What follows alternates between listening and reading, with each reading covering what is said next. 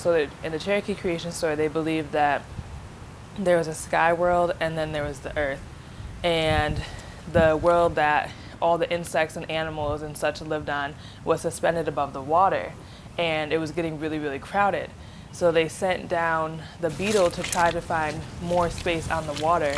And so he traveled all around the water trying to look for a dry place for the animals to live, and he couldn't find anything.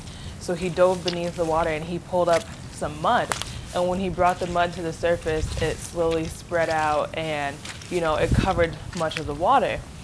And so the mud was still wet, so nothing could come down and live on it. So the animals would send birds down to check to see if the land was dry, and it wasn't dry, and it was taking a really long time, and they were getting impatient. So when they finally suspected that the land was getting more dry so they could live on it, they sent down the great buzzard. And the buzzard flew over the land, and the great buzzard is the father to all the buzzards that we see now. And so he flew down over the land, and he flew over what became the Cherokee territory. And he started to get really tired, so he flew closer and closer to the land. And wherever he beat his wings down, it formed valleys. And wherever he lifted his wings up, it formed mountains.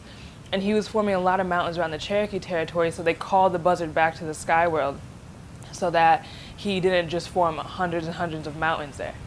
So eventually the animals were able to go down, and they lived on the land, and they were told that they had to stay awake for 7 days and 7 nights. And a lot of them weren't able to do it, but the ones who were able to do it, like the owls and like the jaguars and the big cats and stuff, they were able to, they were given the gift of sight and at nighttime, and they were able to hunt the other animals who weren't able to stay awake. They were able to hunt those animals and eat them.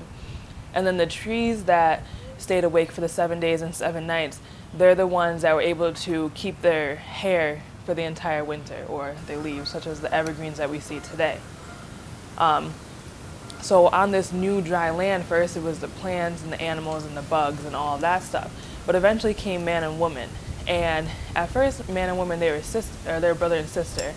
And they decided that they needed more men and women to occupy the earth. And so they brought, the woman had a child, and then she continued to have children every 7 days. But then it grew to such a large amount that they thought they would take over the entire world and there would be no space for anything else. So they changed it now so that women can only have a child every year. And that's how men and women and Earth came to be, according to Cherokee.